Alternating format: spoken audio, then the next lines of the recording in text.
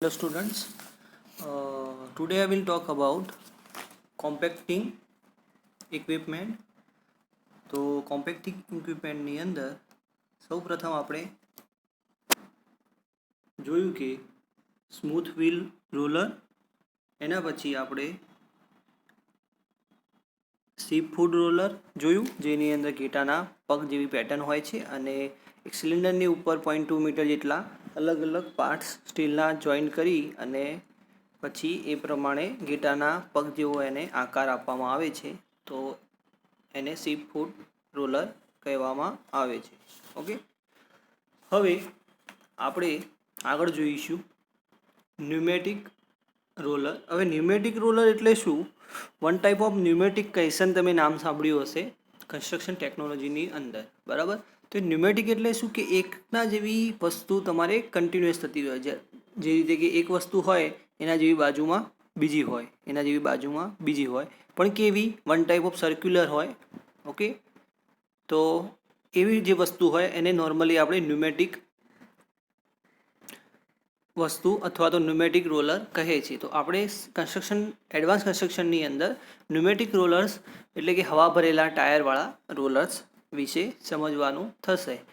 તો આ જે પ્રકારના રોલર આવે છે, તો એની અંદર નાની સાઇઝ પણ અવેલેબલ છે અને મોટી સાઇઝ પણ અવેલેબલ હોય છે.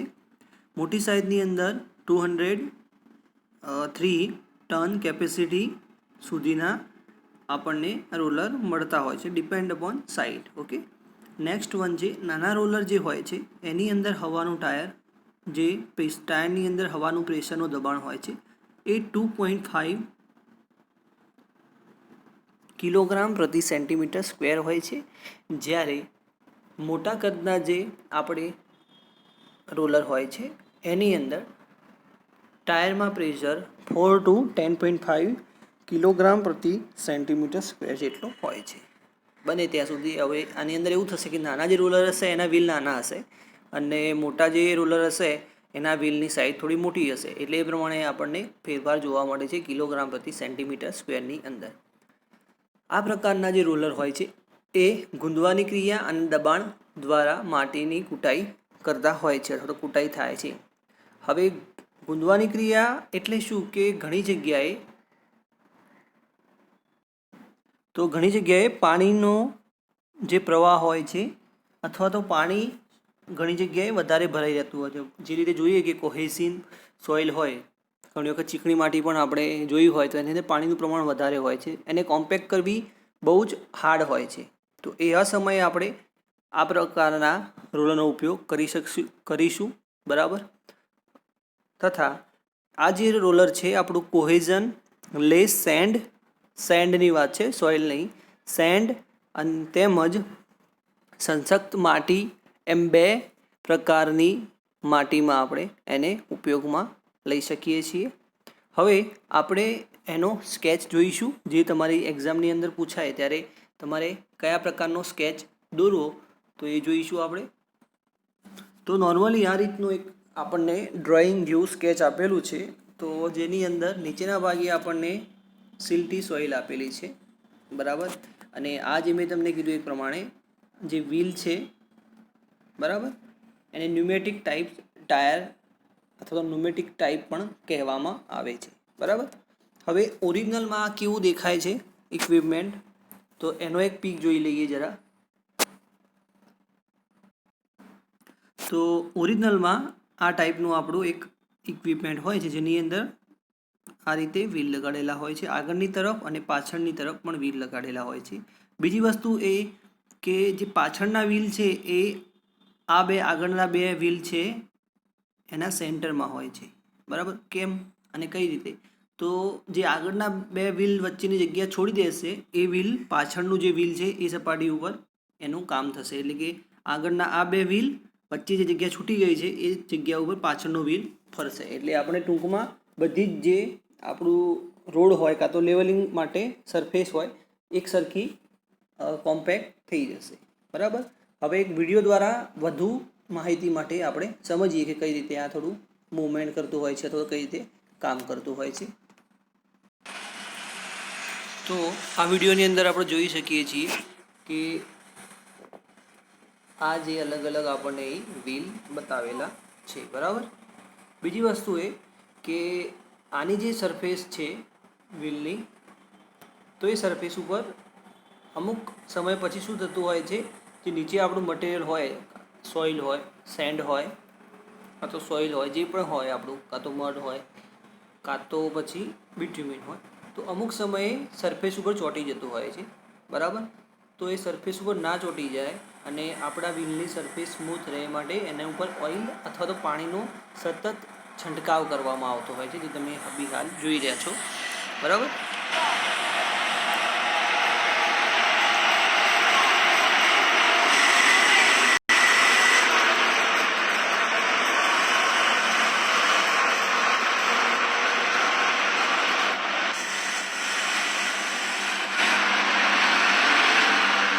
અને આ રોલર પણ આગળના રૂલના જેમ એ શું છે, આપણે કાં તો ફોરવર્ડ ડાયરેક્શન કાં તો બેકવર્ડ ડાયરેક્શન, એટલે કે આગળ પાછળ મુવમેન્ટ થઈ શકે, બરાબર.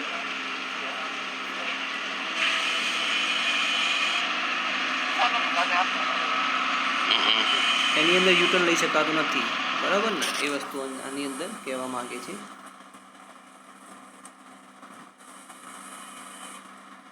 તો આનો યુઝ કરવાથી આપણે જોઈ શકીએ છીએ કે એકદમ સરફેસ આપણને સ્મૂથ મળી જશે અને સારા એવા પ્રમાણમાં કોમ્પેક્શન થઈ જતું હોય છે.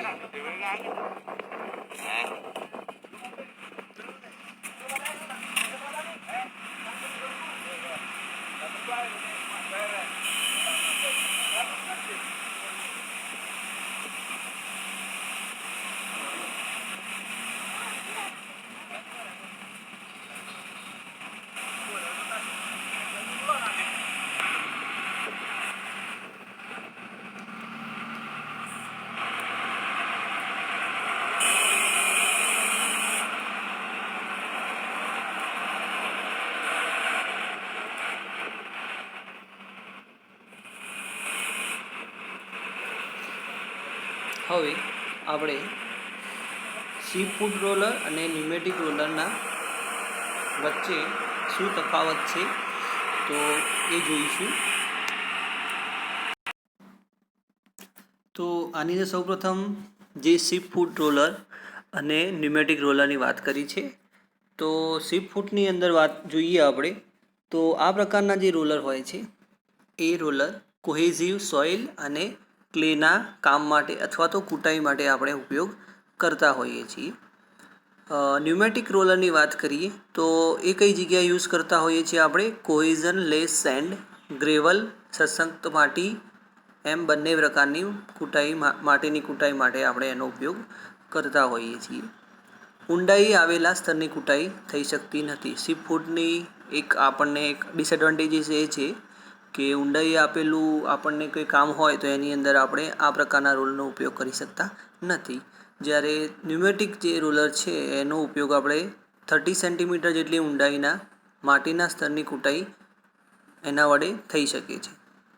પછી જે સીપ ફૂટ રોલર છે એની અંદર કામ કરવાનો સમય વધારે લાગી જાય છે, જ્યારે ન્યુમેટિક રોલરની અંદર કૂટાઈ માટે સમય ઓછો લાગતો હોય છે. પછી sheep foot roller as compare to pneumatic roller કરતાં થોડું ખર્ચાળ છે અને ન્યુમેટિક રોલર છે એ થોડું ઓછું ખર્ચાળ છે. પછી કામની પ્રગતિ ધીમેથી થાય છે સીપ ફૂટની અંદર, એટલે કે કામ જે સ્પીડ છે એ ઓછી હોય છે સીપ ફૂટની અંદર, જ્યારે ન્યુમેટિકની અંદર કામ થોડું આપણું ઝડપથી થતું હોય છે. આવા રોલર રોલરના ફૂટ ઘસાઈ જવાથી, ફૂટ એટલે શું કે જે 0.2 મીટરની લેન્થવાળા હોય છે અને જે ડ્રમ ઉપર ફિક્સ કરેલા હોય છે એને આપણે ફૂટ કહીશું. તો જે ઘસાઈ ગયા પછી શું થશે કે એને મેન્ટેનન્સ ખર્ચ વધારે આવતો હોય છે, જ્યારે ન્યુમેટિકની અંદર આવા કોઈ પણ પ્રકારના ફૂટ ન આવતા હોવાથી એનું મેન્ટેનન્સ ઓછું આવે છે. વરસાદની ઋતુમાં એનું કૂટાઈમાં મુશ્કેલી પડે છે સીપ ફૂટ રોલરની અંદર, જ્યારે વરસાદની ઋતુમાં પણ કૂટાઈ સરળતાથી થઈ શકે છે ન્યુમેટિક રોલર્સની અંદર. હવે આપણે વાઇબ્રેટિંગ રોલરની વાત કરીશું.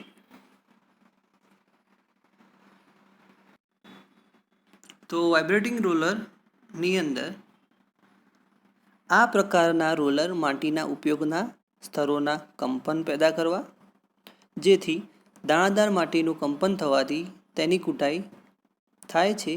બરાબર? કેમ કે સેન્ડ અથવા તો સોઇલ એની અંદર એર વોઇડ હોય છે. બરાબર? તો એના કારણે એનો જે જથ્થો હશે એ થિકનેસની વાત કરીએ તો ફોર એક્ઝામ્પલ 30 સેન્ટીમીટર આપણી થિકનેસ હોય. બરાબર? તો એનું કોમ્પેક્શન કરવાથી એની થિકનેસ રિડ્યુસ થતી હોય છે.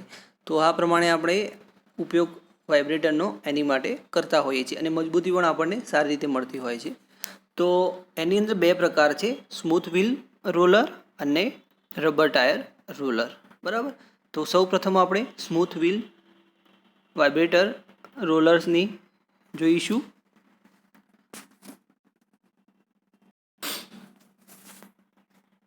હવે સ્મૂથ વ્હીલ વાઇબ્રેટિંગ રોલરની અંદર આવા રોલર ટ્રેક્ટરની પાછળ જોડવામાં આવે છે. ધીમી ગતિએ 2 વખત અવરજવરમાં તે 100% કૂટાઈ કરી નાખે છે. એટલે કે એક વખત તમે ફોરવર્ડ ડાયરેક્શનમાં, એક વખત બેકવર્ડ ડાયરેક્શનમાં જશો એટલે 100% આપણું કૂટાઈનું કામ થઈ જશે. હવે જે રોલર હોય છે એનો વ્યાસ હોય છે 1.25 મીટર, 1.25 મીટર અને વજન એનું ટનની અંદર 35 ટન જેટલું હોય છે. કંપનો મેળવવા માટે ઇસેન્ટ્રિસિટિક લોડને ઝડપથી ફેરવવામાં આવે છે. ઉત્કેન્દ્રીય ભારને ઝડપથી ફેરવવામાં આવે છે. કંપનોની તીવ્રતા 30 સાયકલ પર સેકન્ડ, એટલે એક સેકન્ડની અંદર એક સાયકલ એ પતાવી દે છે, એ અહીં જણાવ્યું છે આપણને. બરાબર? હવે કંપનોમાં મેળવવામાં આવતી ઇસેન્ટ્રિસિટીની ઝડપથી ફેરવવામાં આવતી હોવાથી આપણને સૌથી વધારે એની અંદર ફાયદો એ થશે કે આપણે એક વખત અથવા તો 2 વખત અવરજવર કરવાથી આપણને એની 100% કૂટાઈ મળી જતી હોય છે. નેક્સ્ટ આવશે rubber tyre vibrating roller. Okay, તો આ પ્રકારના જે રોલર હોય છે એને પણ ટ્રેક્ટરના પાછળના ભાગે જોડવામાં આવે છે, જેના 2 મોટા રબરના ટાયર હોય છે. તેની સાથે કંપનો પેદા કરવા માટે એકમ જોડેલું હોય છે. બરાબર? હવે આવા રોલરની કામ કરવાની જે ઝડપ હોય છે એ 5 to 8 કિલોમીટર પ્રતિ અવર જેટલી હોય છે. બરાબર? હવે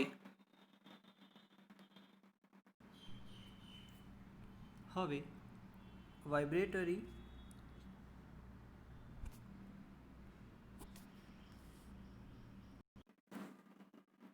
હવે આપણે નેક્સ્ટ જોઈશું વાઇબ્રેટરી કોમ્પેક્ટર્સ.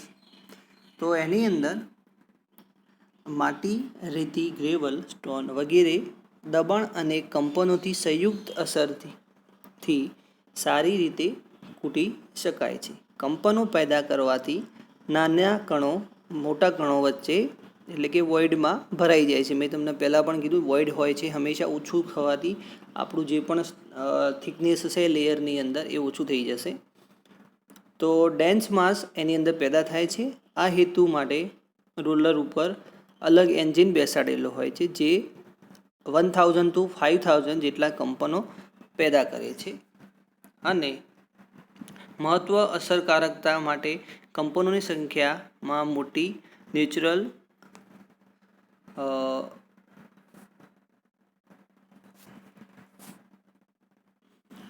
તો મહત્તમ અસરકારકતા માટે કંપનોની સંખ્યા માટીની નેચરલ ફ્રીક્વન્સી સાથે સુસંગત થવી જરૂરી હોય છે. બરાબર? હવે આપણે જોઈશું પરિસ્થિતિને અનુરૂપ કૂટાઈના સાધન, એટલે કે આપણને કયા કામ માટે કયા ઇક્વિપમેન્ટની જરૂર હોય તો એ પ્રમાણે આપણને એક ટેબલ આપેલું છે. તો ટેબલ દ્વારા આપણે સમજીશું. તો અહીં ઇક્વિપમેન્ટ આપેલા છે આપણને અને ફેવરેબલ સિચ્યુએશન, એટલે અનુકૂળ પરિસ્થિતિમાં કયા ઇક્વિપમેન્ટ આપણે એને ઉપયોગમાં લઈશું. તો સૌપ્રથમ આપણને સ્મૂથ વ્હીલ રોલર આપેલું છે. તો એનો ઉપયોગ આપણે રોડના માટીકામ માટે, સેન્ડી સોઇલ માટે અને